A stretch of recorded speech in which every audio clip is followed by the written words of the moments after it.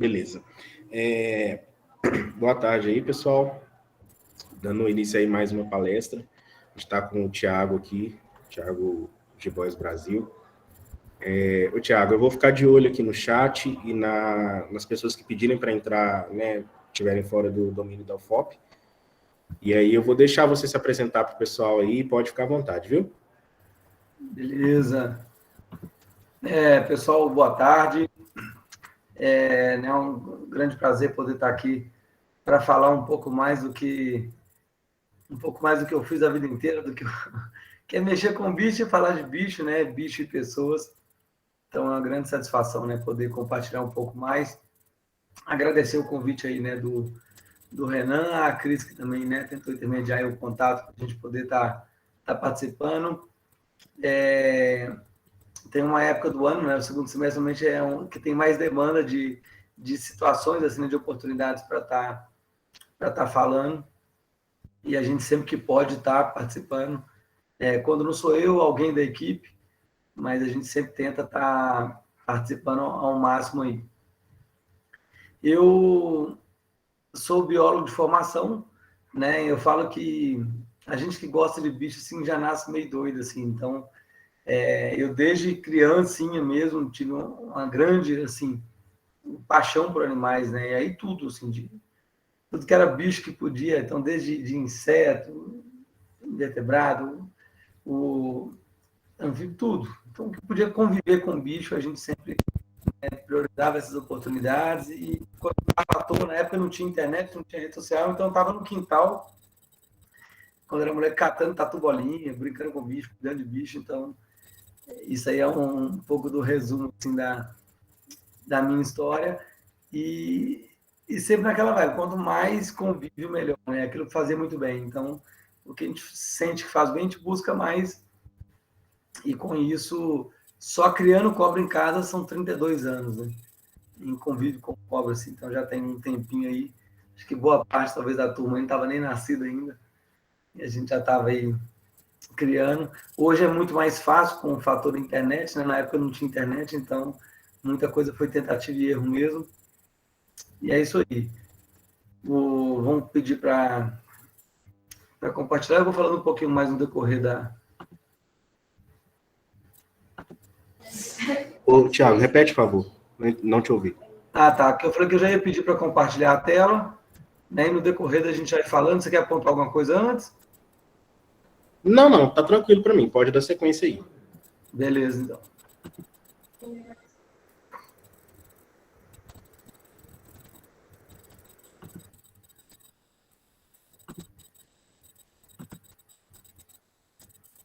Pessoal, tá visualizando, Renan? Só dar um retorno, tá ok? Beleza, dando para ver sim. Beleza. Pessoal, então, bom, no modo que eu tô de tela aqui, eu não consigo visualizar nada, né? Então, se tiver alguma coisa, o Renan tá olhando o chat aí. A ideia é mais um bate-papo mesmo, assim, falar um pouquinho desse segmento, né? Dessa vertente. E eu acho que, no fundo, o que eu gosto muito é de estimular a reflexão, né? Então, que vocês saiam daqui com mais perguntas do que respostas, né? Que reflitam mais sobre o que a gente vai trabalhar, isso para qualquer assunto. Assim. Mas, no especial de hoje, que é a questão do convívio com animais, né? Um animal de estimação. Então, refletir um pouco mais sobre as relações, entender um pouco mais sobre o mercado, como que a gente pode caminhar para uma relação mais harmônica, mais saudável. Esse aí o propósito principal, né? Eu argumentei assim, nasci doido com bicho, então tive uma vida de convívio. Então, a minha paixão, né, virou profissão, então fiz biologia. Eu estava entre biologia e veterinária. Na verdade, eu queria veterinária para eu poder mesmo cuidar dos meus animais. E fui para biologia, para mim foi muito melhor, porque a minha questão não é só bicho, né? Como a gente não gostava de ninguém. Então, a parte de botânica, toda a parte, né, de flora, fauna. Ô, Thiago. Oi. O seu áudio está falhando um pouco, eu não sei se é o fone. Será que tá chiando um pouquinho? Ele está dando uns barulhos aí de explosão.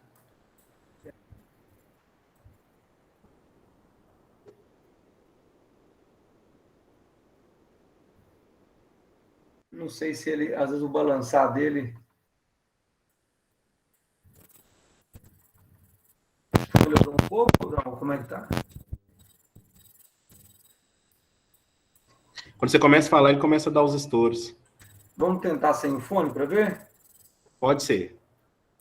Ah, peraí. E aí, sem fone, como é que ficou?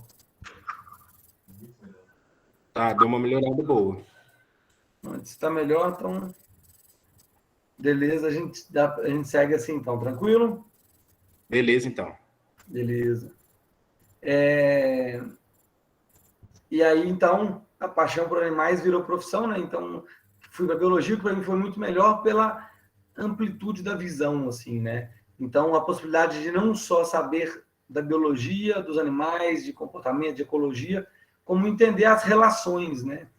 Então, não só dos animais com o meio ambiente, né, a participação deles, né, in situ ali, como nas relações humanas também, né? Então, essa possibilidade de ter uma visão mais ampla, no sentido de entender melhor o homem no contexto meio ambiente, o homem no contexto bicho. E com essa visão, eu fui canalizar isso em produção animal, né? Então, uma vez criando animais, a preocupação e a vontade de criar melhor, né? De ter melhores números, né? Buscar mais resultado, mais eficiência nessa criação. Então, isso me aproximou um pouco mais da produção, né? Do viés zootécnico mesmo, né? Então, partir para a seleção zootécnica dos animais.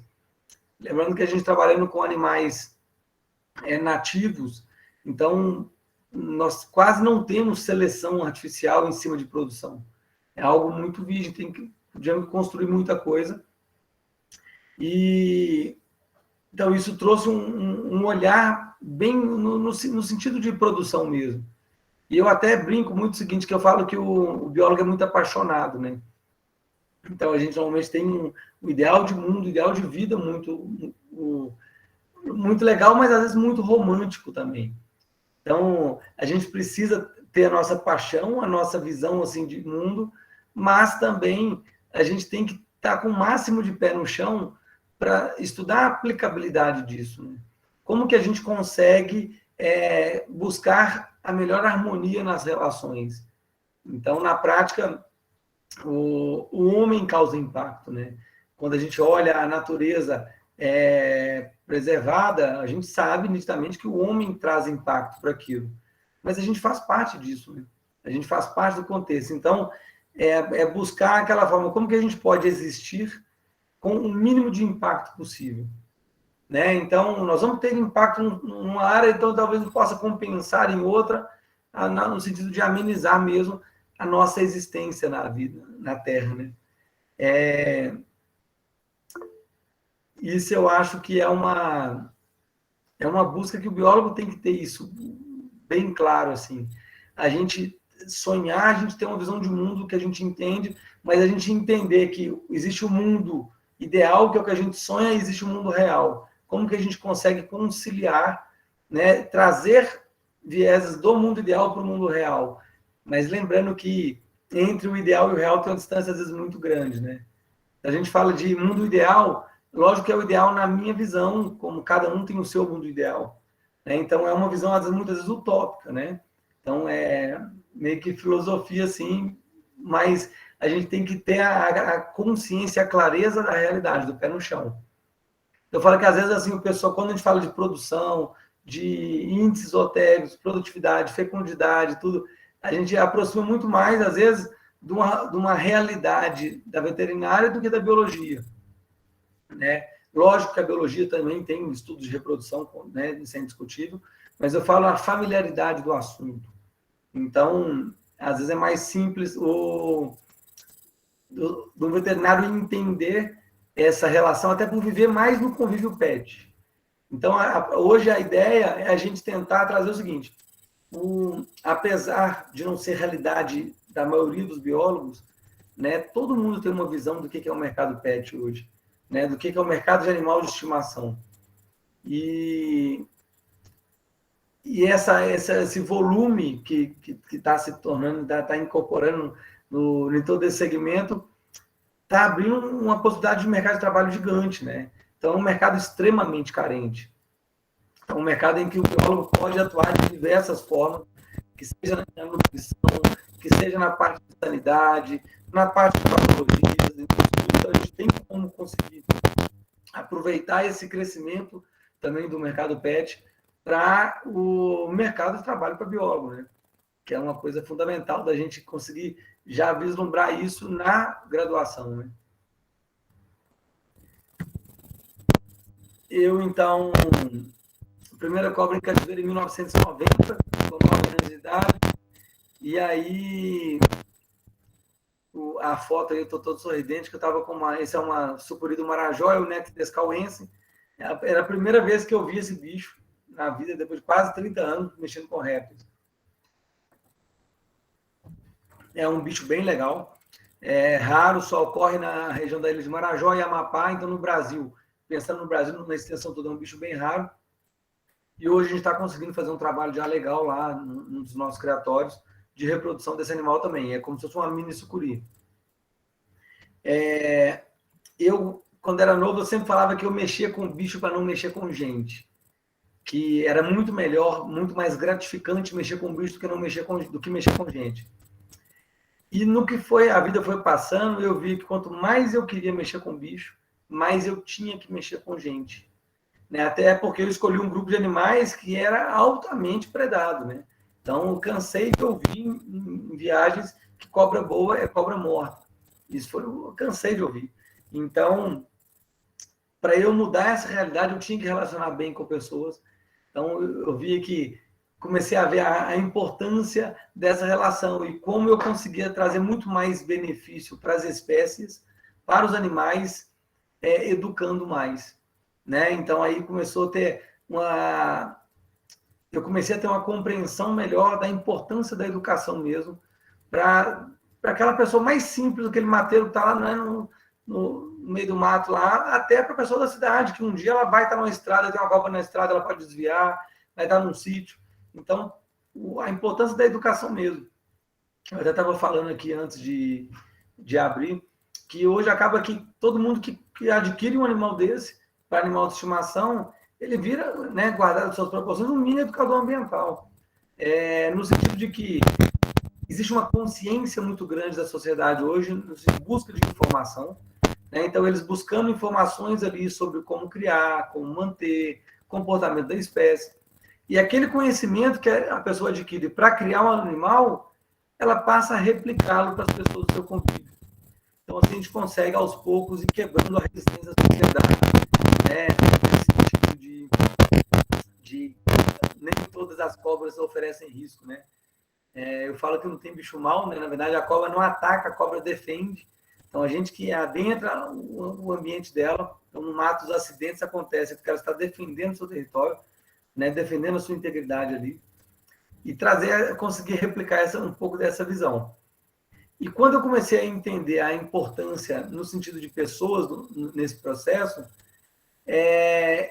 eu vi que a gente precisava de criar um ambiente para aumentar a aceitação disso. Então, eu comecei a estudar, a entender de leis cada vez mais, para conseguir dar segurança, né, para aquelas pessoas que querem criar. A gente está vivendo num momento em que a sociedade está muito polarizada, né? E a gente vê extremos em todos os segmentos. E o que eu mais bato na tecla que a gente precisa trabalhar é simplesmente o que eu respeito, né? A gente respeitar a escolha de cada um, né? E no sentido de que as pessoas querem conviver com animais, vamos respeitar isso. Vamos criar um contexto, né? Vamos criar uma regulação e parâmetros para que a gente possa acompanhar e controlar aí esse convívio, para que a gente reduza a incidência de maus tratos, para que a gente melhore a qualidade de bem-estar, né? Mas a gente sabe que proibir não é solução. Principalmente no caso de répteis, que são animais que não fazem barulho. Vocês viram o caso da naja recente. Então, seu vizinho pode ter uma naja em casa e você não sabe, nunca vai saber, porque o bicho não faz barulho, né? O bicho não tem alerta. Então, a gente precisa dar oportunidade, dar alternativa para aquelas pessoas que querem criar de forma legal, né? Então, quem quer criar, poder acessar o animal de forma legal sem ter que pegar na natureza. Isso é fundamental, né? Um dos principais propósitos da criação. E, nesse sentido, eu acabei militando em associações, em sindicatos, no sentido de garantir espaço para quem quer criar, poder criar de forma legal. Para que as pessoas possam ter, de forma legal, respeitosa, um animal saudável, adquirido, né, de um criatório. Esse virou o propósito aí. Então, além do biólogo, né, tive que entender um pouco da parte de zootecnia para a produção, a parte, né, entender, me enveredar mais na parte de produção e também na parte de jurídica, na parte de gestão ambiental, né, para trabalhar essas relações aí. Então, acompanho desde 2006, acompanho as reuniões de CONAMA, diversas reuniões em Brasília, já participei da elaboração de leis, normativas, tudo para a gente tentar trazer mais clareza para esse segmento aí. E aí, para a gente já começar a entender um pouco, né, porque surgiu em 2008 a demanda de produzir uma lista PET. E aí eu fui tentar buscar o seguinte, o que é PET? Porque começou essa discussão, né? Será que um mutum é PET? Será que um pavão é PET? Um macaco, um jacaré? O que é PET? Né? E aí, dentre o conceito, né, o que eu encontrei, está aí, fui lá no Google e buscar mais informações, e o registro mais antigo, data de 1530, e significando que é animal preferido. E aí a gente volta naquilo que eu acabei de falar, que é o quê? Respeito. Se a pessoa quer ter uma galinha de estimação e aquele é o pet dela, por que não deixar que ela tenha? Né? É o animal preferido dela. Né? Eu tenho amigo que gosta de carrapato, não que ele crie como pet, mas é o que ele escolheu e está tudo bem. A sociedade é, né, super diversificada e isso é o bonito do ser humano. E a gente tem que respeitar essa diversidade, respeitar as escolhas individuais, mas lógico, como a gente aqui está trabalhando com vida, ao mesmo tempo a gente tem que garantir, né, resguardar a vida dos animais, trabalhar numa melhoria, numa busca contínua de bem-estar animal, de condições de criação. Esse é o nosso papel. Uma vez eu estava em casa no almoço, uma sobrinha veio, não como mais carne. Mas por que você não come mais carne? Eu vi um vídeo na escola e aí vi que os animais sofrem, não como mais carne. E a gente viu o seguinte, aí eu fui ver o vídeo que ela assistiu e eu fui conversar com ela depois no sentido, beleza, se ela tem um estudo profundo e tem por opção não comer carne, está tudo bem. Ela fez toda uma avaliação ali de contexto, um estudo nutricional para ver como que ela vai repor aquela proteína. Então, algo embasado, o que não era o caso dela. Né? Ela tinha tomado uma decisão única e exclusivamente por emoção. Né? E isso que a gente tem que tentar abortar da sociedade ao máximo. Né? Nós, o biólogos, somos a área técnica. Então, a gente tem que conduzir as nossas ações e estimular que a sociedade se baseie em conhecimento, de fato, né? Não em achismo, não em emoção. Eu brinco que a evolução do ser humano, ela passa no quê? No controle do instinto, no controle do nosso lado irracional. E o nosso impulso, o nosso instinto só vai ser trabalhado com conhecimento. Né, de nós sermos mais racionais mesmo. Então, quanto mais a gente reflete, mais humano a gente é. Quanto mais impulsivo, mais animal a gente é. E ela tinha tomado uma decisão que seria não comer carne por uma decisão exclusivamente emocional. E aí entra o papel do professor. Então, o professor dela, na minha ótica, ele foi extremamente tendencioso. né? Ele botou um vídeo extremamente manipulador, assim, emocional, para trabalhar a concepção de uma criança, né? Então, a gente está desconstruindo um racional da sociedade. A gente tem que, nós, como biólogos educadores, temos que ir contra isso, a gente tem que estimular o conhecimento ao máximo. E aí, isso é a base da gente compreender o que vocês vão ver daqui para frente. Como essas relações estabelecem, como que a gente pode, né, crescer nesse sentido. A gente muitas vezes está discutindo sobre o mesmo assunto, porém em óticas diferentes. A gente está falando do mesmo objeto, igual está ali. Quando você muda o modo de observar as coisas que você observa mudam. Então, nós falamos do mesmo objeto, porém cada um está olhando um ângulo. Então, exercer a empatia, tentar entender um pouco mais de todo o contexto facilita, né? E isso eu tive, eu falo que é meu desde de nascido também, que é essa curiosidade, né? É o porquê do pesquisador. É tentar entender mais, né? Não aceitar uma simples resposta como verdade absoluta. E eu falo que eu nunca saio da fase do porquê. Mas por quê? Mas como assim? Mas por quê? E isso mantém a gente ativo, né? E traz mais compreensão e dá mais segurança para a gente tomar nossas decisões aí. Bom, vou botar até o relógio perto aqui para não perder o horário, pessoal. Vamos lá. Importância da biodiversidade, tá? A gente tem a nossa emoção de biólogo, a paixão de ver, de viver. Minha vontade agora é estar num riacho desse, no meio do mato, curtindo, né? Que aquilo, assim, revitaliza, é muito gostoso. E a gente precisa, de fato, entender, além do fator emocional, o que isso representa para a sociedade, né? Então, o que isso, o meio ambiente, na sua integridade, representa para a gente de valor? Porque a gente precisa quantificar isso, né? E tem uma linha de pesquisa agora que é justamente isso, que é a valoração da biodiversidade. Entender o que aquela biodiversidade representa para a existência do ser humano. Então, quanto a gente gastaria para obter os benefícios que aquela biodiversidade intacta traz para a gente. Então, tem hoje várias pesquisas nesse sentido, para a gente conseguir dosar, inclusive, pensar melhor ambientalmente. Aí, valor ecológico, genético, social. Então, aqui alguns itens listados, apenas para fazer a gente refletir sobre cada ser vivo, o que ele poderia representar para a gente. E, lógico, eu falo que meio que ganhar dinheiro, né? E... Agora caiu o som dele. Ô, Thiago. Tá estourando de novo aí. Eu não sei se de repente pode ser de balançar alguma coisa. Então, acho que pode ser, eu botei o celular em cima aqui. Deixa eu tirar de perto aqui. Não sei, só suposição mesmo, porque já tá sem fone. Tá, e melhorou, aí, não? A princípio, sim. Tá. Então, Qualquer coisa eu te falo aí. Tá, beleza.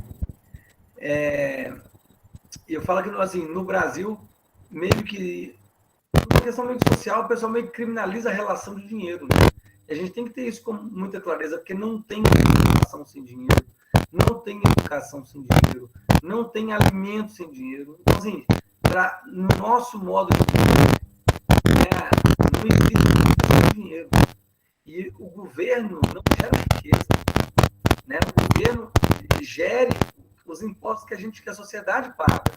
Então, quem gera riqueza é a sociedade. E a nossa existência é praticamente extrativista, né? Então, a gente vive de recursos ambientais. E a gente precisa de ações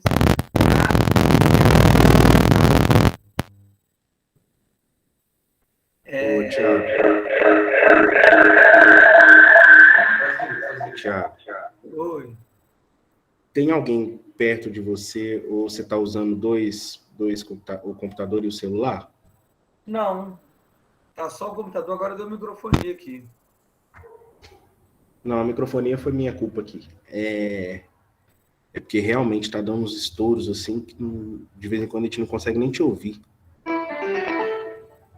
Será que tentamos o fone aqui de novo? Eu não sei se vai resolver ou se pode ser alguma coisa que está interferindo no celular.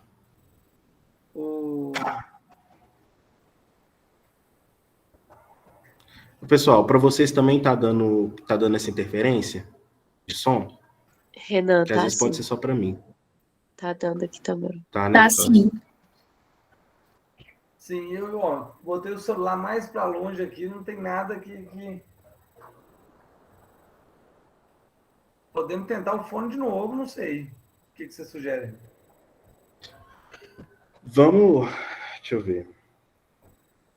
A gente pode tentar o fone de novo. Tá, porque na hora, assim, qualquer coisa eu volto, o que não ficou claro eu repito também. Beleza. É porque realmente não era o fone. O barulho é o mesmo. Entendi. Botei o fone agora, melhorou um pouco o áudio? Tá da mesma forma. Só que, tipo assim, não tá estourando sempre, sabe? Vez ou outra, depois que você começa a falar assim, que vem umas interferências maiores. É por isso que eu te perguntei, às vezes, de estar balançando, porque às vezes você pode, sei lá, bater a perna na mesa, alguma coisa assim. Não, tenho... O ring light tá ligado aqui. Deixa eu desligar ele. Estava ligado no computador. Melhorou um pouco? Não deu diferença, não. Para mim tá ok aqui. Beleza, vamos seguindo aí. Qualquer coisa eu te falo aí de novo. Tá, mantém o fone ou sem fone? O que vocês acham? Tá, o fone não fez diferença, assim, para pior nem para melhor, não. Acho que pode manter aí. Se for mais confortável para você, né? Tá. Não, que vamos tentar sem fone, então, peraí. Beleza. Eu falo que minha orelha é meio torta, tem que ficar apertando assim no ouvido toda hora. Então, vamos lá, pessoal. Eu falo que quando a gente vê uma foto assim e para refletir, eu falo que beleza, né? Lógico assim que no formato ideal era que os animais estivessem todos onde eles nasceram, né? No meio ambiente protegido, integral. Isso é válido para várias situações, mas em diversas outras, né? É utopia, porque é o que eu falei, aqui a gente trabalhar o mundo ideal do mundo real, né? O que a nossa sociedade acaba criando hoje, né? Então, eu já tive a oportunidade de conhecer o Brasil quase todo aí e, né, infelizmente, de ver a degradação da Amazônia, principalmente, que acho que impacta mais, né? Porque é mais imponente assim em termos de estrutura. Mas de queimadas, de tudo, de cerrado. Então, é uma realidade muito mais chocante, né? O Renan comentou também, ele já trabalhou em resgate de fauna, eu trabalhei durante um bom tempo em resgates, e a gente vê o impacto ali, né? Na hora, e vários bichos morrendo e tudo, mas isso não tem muito como fugir, né? A gente tem que tentar entender. Eu estava trabalhando num resgate numa estrada que liga a MG10 até Morro do Pilar, na Serra do Cipó. E algumas pessoas contra o asfalto, né? Então, assim, os ambientalistas ali que vão lá no final de semana, contra, mas quem mora lá doido para ter asfalto, né? Então, aumentou a agilidade, reduziu o tempo para chegar na cidade, em BH, acho que mais de meia hora. Sem contar que a estrada asfaltada reduz assoreamento de cursos d'água, né? Reduz lixiviação, reduz manutenção. Então, assim, uma série de outros benefícios aí também. E não tem como. Então, tinha uma cidade lá que precisava estar melhor conectada. Então, o impacto, ele existe e a gente precisa tentar mediar isso, né?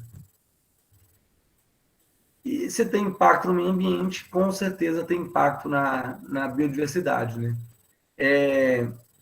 Lembrando que o principal causador de extinção é a degradação de hábitat natural, né?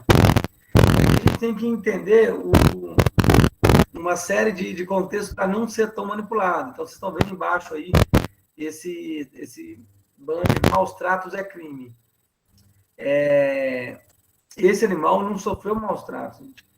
Ninguém arrancaria a pata no bicho desse. Esse animal, ele teve ali, isso é um problema de automutilação, né, causado por, às vezes, deficiência do indivíduo de absorção de nutriente.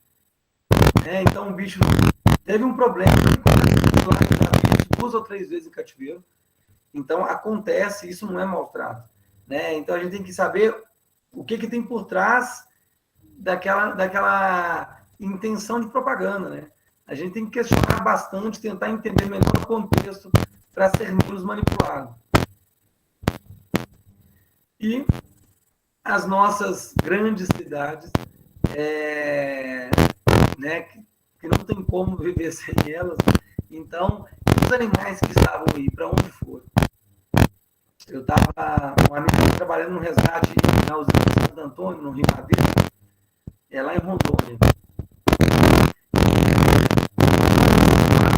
Resgate, na margem esquerda, que é aquela que estava trabalhando, eles tinham resgatado mais de 100 mil animais vertebrados. Tá? Tem estudos que falam que a fauna pega menos de 10% da fauna, porque tem desmatamento, tem grande parte dispersa. Então, se na margem esquerda deu mais de 100 mil, né, e é menos 10%, então olha o impacto disso. Né? Então, são animais que poderiam estar sendo designados para diversos fins, dentre eles a formação de plantel de empreendimentos, né? Para que estudos em cativeiro também, atender mercado, atender demanda, uma série de questões. Então, as nossas ações, elas degradam o meio ambiente. E essa biodiversidade está sendo perdida. Porque quando eu pego 100 mil animais, foram resgatados, foram salvos, e transloco para uma outra área, eu estou matando 100 mil animais naquela outra área. Parte pode ser desses e parte pode ser dos que eles vão desalojar, dos que eles vão competir. Então, ecologicamente, os animais desabrigados naquele local, naquele empreendimento, eles estão mortos. Né? E o desmatamento aí, mais para ilustrar mesmo, que é uma realidade que a gente tem que tentar ver o seguinte, como reflorestamento, alguma coisa, e já que vai ter, será que a gente consegue fazer de forma melhor aproveitada? Com base em todo o destaque que nós estamos dando como sociedade, né, foram criadas 2 convenções internacionais, que é a CITES e a CDB, que elas ajudam a controlar e estabelecer estratégias de conservação no mundo inteiro para a biodiversidade, tá? Tanto flora quanto fauna. Ambas recomendam a criação legal como uma das melhores formas de combate ao tráfico. Então, você dar alternativas do acesso legal é fundamental, tá? Para que a sociedade consiga ter esse acesso sem causar impacto, né? Pelo contrário, além de não causar impacto, competir diretamente com o tráfico, competir diretamente, né, com as coletas irregulares, geração de renda, geração de emprego, mais geração de conhecimento. Aqui uma foto minha num trabalho de consultoria. Eu estava no Pará, isso é lá perto de Marabá, no sul do Pará, numa área de mineração. Eu cheguei numa sexta, na quinta-feira mataram essa sucuri. Na foto ali sou eu. Isso é 2001. Então, eu meço 1,70 m de altura, gente. Aí vocês têm noção um pouquinho aí do tamanho do bicho. É a maior sucuri que eu já vi até hoje. Né? Nós vimos a carcaça dela. Outra foto aí na Amazônia. Mais uma sucuri morta. Outra foto na Amazônia, e uns ribeirinhos com couro de jiboia. E aqui uma foto se não me engano, Tailândia. E aqui uma foto de internet também. E aí, a gente visualiza 2 realidades distintas, né? Então, o que são diretamente ligadas à questão cultural. Tá? Então, nós temos países onde a cobra, né, nos países cristãos principalmente, a cobra ela é um representante do diabo, né, que foi lá e tentou Eva e Adão, e na Bíblia está escrito lá que é o representante do diabo e foi condenado a rastejar, e outros países em que as cobras, né, e outros animais representam deuses. Então, na prática, né, naquela questão de quem está certo, em termos racionais, os dois estão certos, porque é a cultura, né? E nós precisamos, dentro daquilo que eu venho falando, é de respeitar, né, essas origens, respeitar o que fez aquelas, o que precedeu aquela situação.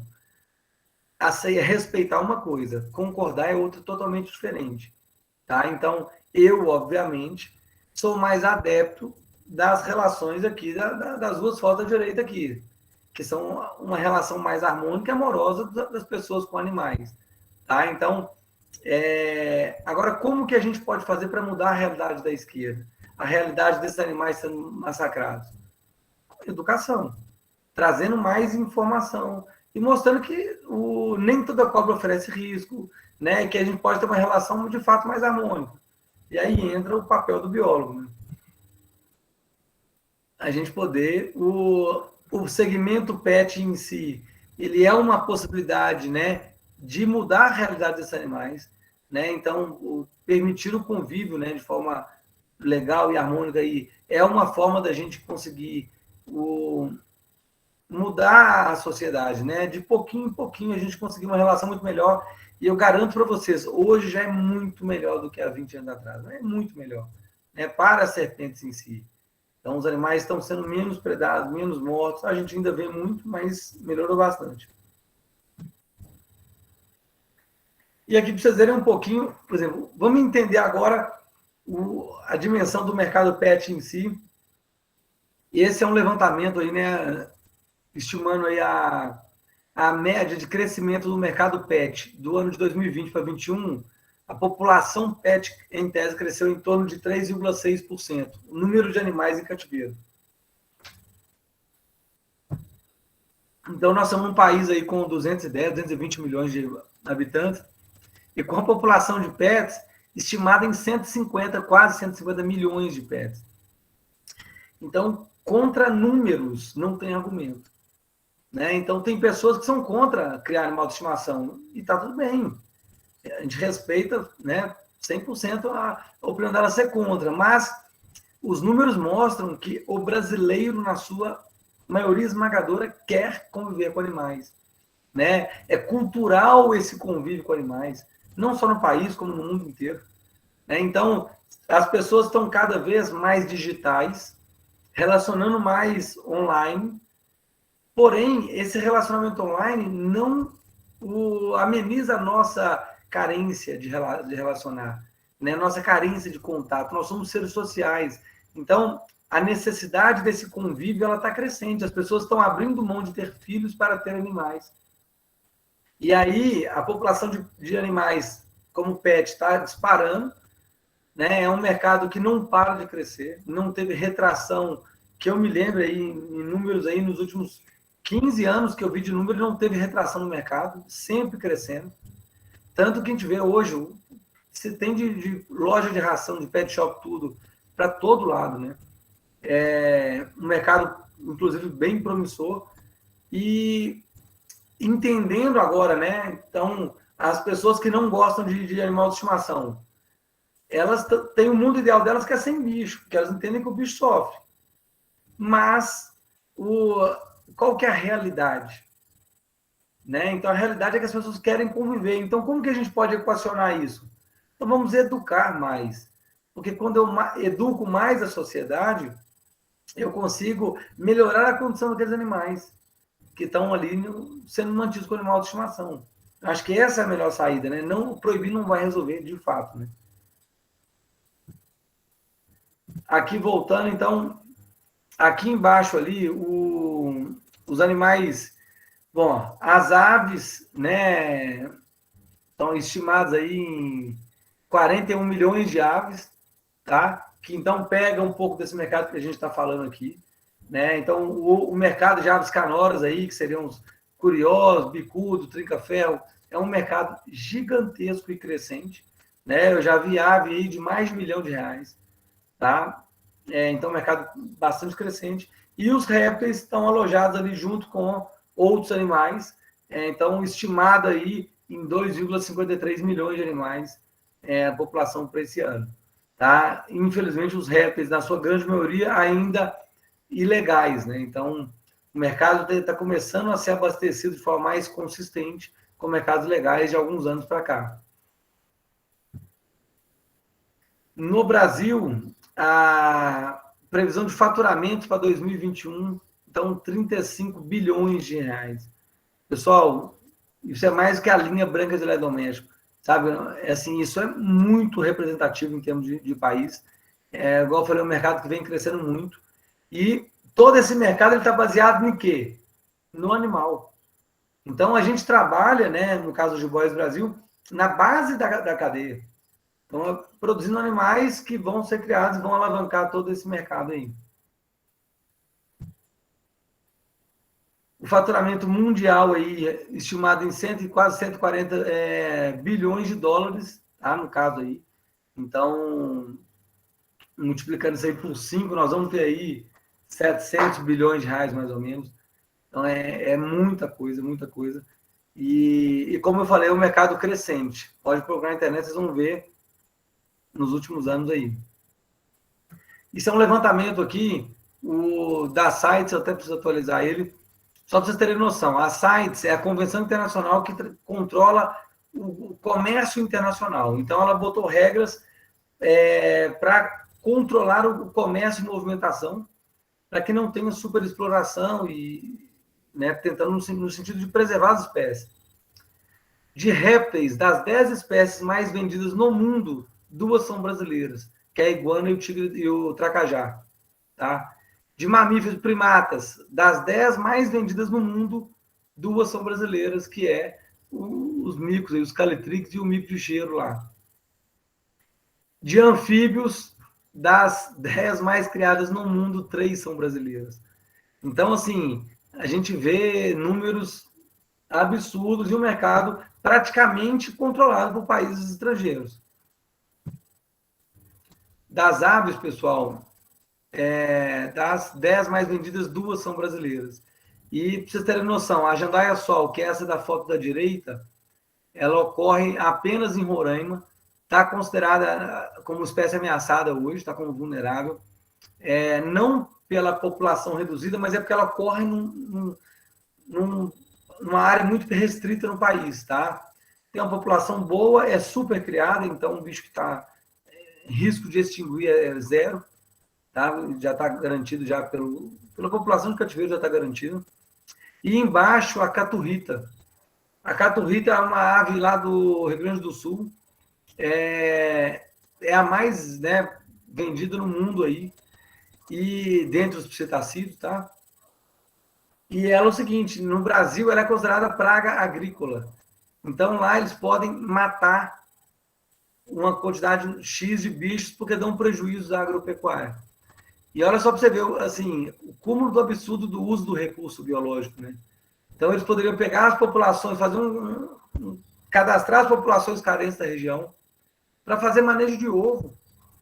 Então, olha, pessoal, na época de reprodução, vamos manejar tantos 1.000 animais lá, pega o ovo, incuba, ou então já deixa nascer o filhotinho, tira o filhote e trabalha.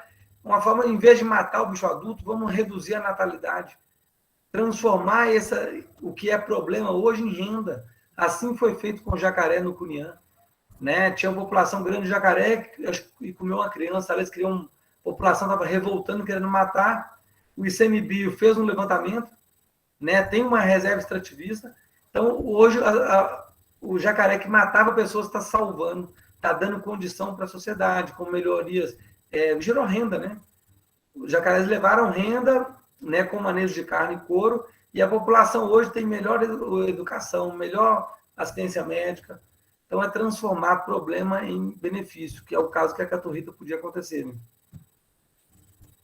Eu fiz um levantamento nas sites, fizeram números, tá, gerais de exportação. Então, a jiboia, por exemplo, né, a nossa famosa jiboia aí, 748 mil exportações de 1975 até agora. Isso que a CITES controlou. Dentro da União Europeia, não contabiliza, porque lá não precisa de CITES, entre os países da União Europeia. Então, o número é maior do que esse, com certeza. Vocês viram o tamanho. A pitombola, que é uma das cobras mais criadas, aí mais de 4 milhões de vendas. Então, o número desses animais em cativeiro é gigantesco. Tá? E répteis aí, de 2010 a 21, né? Então, apenas 11 anos, mais de 18 milhões de répteis comercializados. Então, é um mercado gigantesco e os números falam por si, né?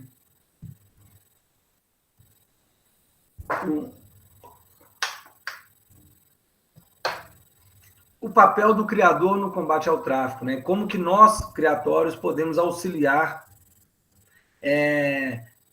trazer uma compensação também, né? De certa forma, para os animais e para a sociedade, né? O principal argumento, assim, o principal viés é a educação, é trazer informação, né, de qualidade. Então, os nossos sites, tanto do Jiboias Brasil, né, quanto o site da Animais Brasil, hoje viraram ponto de informação mesmo. Então, as pessoas utilizam dos sites como fonte de consulta. Então, desde legislação, manual de criação. Então, assim, a gente tenta levar bastante informação. A gente está para abrir agora uma aba que é só a parte de pesquisas e publicações, né? Na verdade, a gente faz só anos e já devia ter publicado, disponibilizado, mas ainda não criou. Está por vir aí.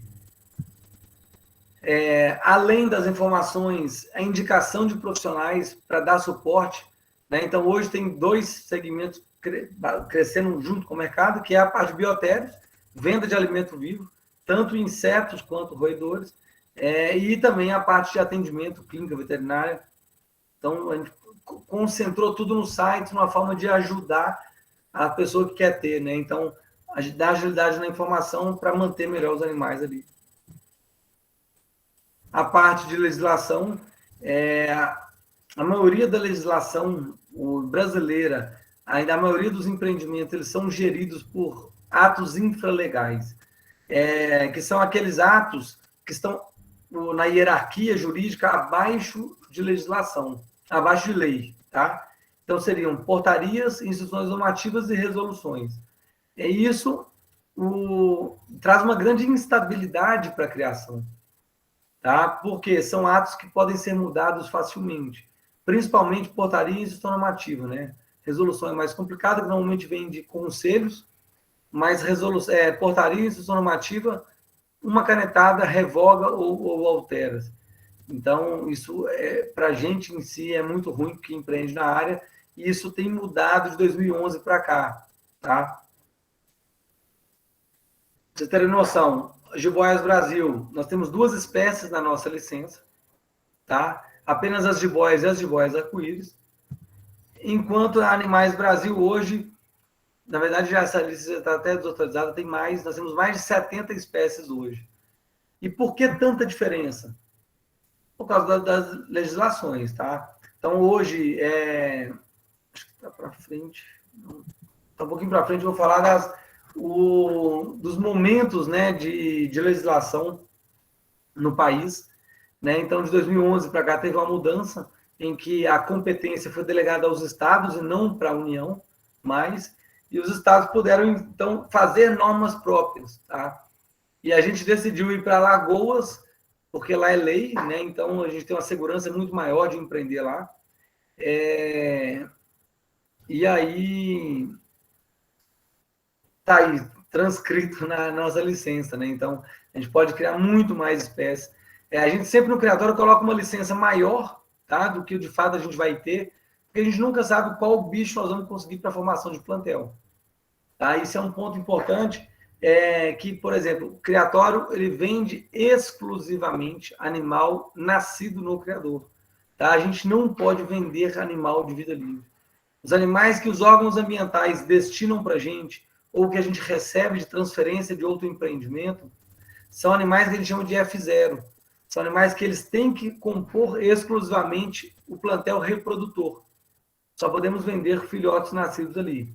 Se for espécie ameaçada, só podemos vender segunda geração, os netos daqueles. Beleza? No criatório, por exemplo, aqui o exemplo de uma nota fiscal, tá? Então, a nota fiscal é uma nota digital. De um tempo para cá, você só vê nota digital, que é um documento mais seguro, tá? E aí, como acompanhar, por exemplo, como acompanhar?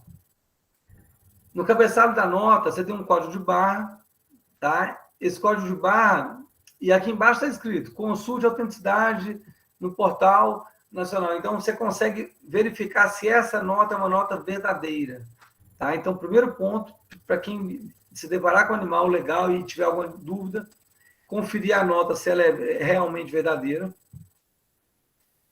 A descrição do animal, tá? A gente coloca a descrição mais completa possível e a gente acrescenta, por último, ali um certificado de origem, que é um certificado nosso. E embaixo, a gente especificou no campo de observações, para efeito de fiscalização do órgão ambiental, a presente nota está vinculada ao certificado de origem impresso no verso. Em 2008, eu orientei um TCC que tratava sobre marcação de animais utilizando manchas naturais, né?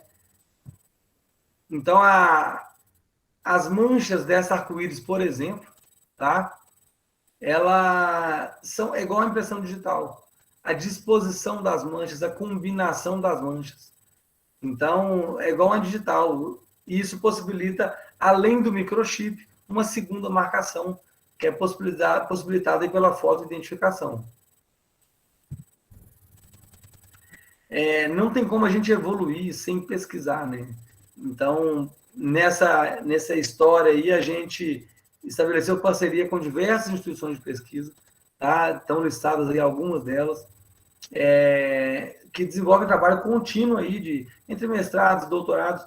Atualmente, nós temos 3 doutorados e um mestrado sendo feito no criatório, tá? Fora outras publicações. Então, a gente tem sempre trabalhado em parceria. Eu falo, já que os animais estão com a gente no criatório, a gente tem que trabalhar eles da melhor forma possível e gerando conhecimento, né? Tá aí fundamentalmente aí. Aqui exemplo de um trabalho que foi realizado no criatório com papagaio verdadeiro, quando eu coordenava o criatório, aqui em Betim, e foi desenvolvimento de teste de paternidade, tá? Então, o que é fundamental vai ser uma terceira validação que a gente está trabalhando, tá? Que é fundamental mesmo para o crescimento, vai ser quase a certificação de um empreendimento. Eu consigo provar que aquele filhote nasceu no criatório da mãe tal e do pai tal. Então, já está em andamento aí um doutorado, que é fazer o teste de paternidade das jiboias. A gente espera o quanto antes poder já ter essa ferramenta aí também, como um controle maior, né? Então, é o criatório, nesse caso, pessoal, atuando no aumento do controle ambiental. Tá? É a gente contribuindo para que se aumente a transparência e o controle ambiental dos empreendimentos. Tá? Para que a gente consiga, de fato, ter os criatórios servindo para o seu propósito principal, que é atender a demanda da sociedade, né? Ajudar pessoas a viver bem com os animais. Né? Não que os criatórios sejam, né, utilizados para fins aí ilegais. Aí. Aqui a gente tem um vídeo no canal do YouTube, lá a gente trabalhou bastante tempo no canal do YouTube, detalhando mesmo, né, a importância, tudo trazendo o máximo de conteúdo. Então a gente tem um manual de criação que a gente entrega ele virtualmente, praticamente aí. E aqui toda a documentação, né, tudo que a gente faz hoje em prol de informar, em prol de educar as pessoas que buscam esses animais para convívio, tá? Então, elas recebem nota fiscal, certificado fotográfico, certificado de origem do IBAMA, tá? Que é um certificado que tem um QR Code que pode ser verificável, manual de criação, a gente manda o nosso certificado, então, uma série de documentações para mostrar a regularidade, né, da venda em si do criatório naquele momento e levar a informação de forma gratuita. Isso aí é para quem é cliente, quem não é cliente, tanto faz, tá? As informações estão disponíveis. Eu tive a oportunidade de contribuir, enquanto na Vale Verde ainda também, primeiro curso de formação de peritos da Polícia Federal, tá? Então, foi um curso preparando a Agência da Polícia Federal para fiscalização e combate ao tráfico, tá? Foi uma proposta, assim, uma oportunidade muito O importante em si, acho que para o segmento, né? Então, a gente, como criador, poder mostrar, de fato, todo o potencial que a gente tem de ajudar a sociedade num todo aí a melhorar. Beleza, pessoal? Esse é um pouquinho aí do que vem falar, dar uma pincelada e dá... Agora, deixa eu ver... Ó, 5 minutos aí do tempo, a gente poder falar um pouquinho agora, abrir para perguntas. Ô, Thiago, Pode falar. o Fábio passou aqui na sala, aí ele mandou uma mensagem no chat aí, ó. Deixa eu ver. Agora eu vou achar o chat aqui, né, pessoal? Peraí. Lá no canto direito, lá embaixo. Aê.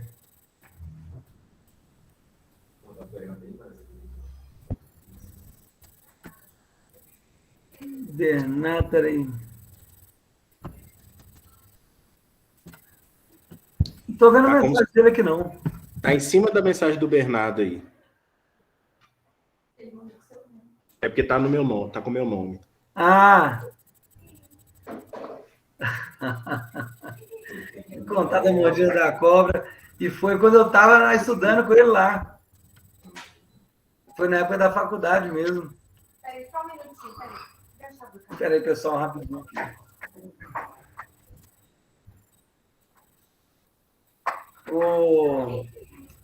Foi 2005, eu estava na faculdade lá com ele, lá, o pessoal acompanhou aí. Né? Nossa, curso aí. Bacana. O Bernardo perguntou aí como que funciona a parceria das universidades aí, que nem você mostrou naquele slide lá, algumas parcerias que vocês têm. Ele viu que a UFOP não tá, ele queria saber como que funciona essas parcerias, como que faz para poder... Na verdade, ali, eu listei as instituições que a gente já realizou trabalho em conjunto ou está realizando. Tá? Então, por exemplo, eu até brinco com os professores que o Jiboias Brasil é como se fosse o laboratório deles, né? Então, está à disposição aí para a gente poder usar ao máximo. O pessoal vai tirar o carro para fazer um barulhinho aí. Não, tá tranquilo. Vai sair já. Então, o criatório está à disposição. Tudo que a gente puder desenvolver lá dentro de pesquisa, né? Nós estamos à disposição, é princípio nosso básico lá. Então, tanto a parte de estágio curricular também, então o que a gente puder ajudar. Bacana. E galera, algum de vocês aí que tá por aí ainda tem alguma pergunta? Pode ficar à vontade.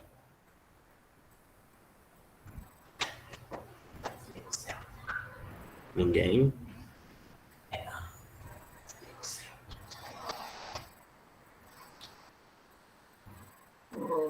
Eu acho que... Eu vou parar de gravar aqui só um minutinho, Thiago. Tá, ele falou, né, a questão de futuramente conseguir juntar. Então, se tiver pessoas interessadas aí, procurem os professores das universidades, faculdades, e pensem, né, marquem uma visita aqui, a gente conversa para conhecer a estrutura, e a gente pode pensar em amadurecer junto um projeto de pesquisa, um trabalho assim, que estamos à disposição. Legal. Só interromper.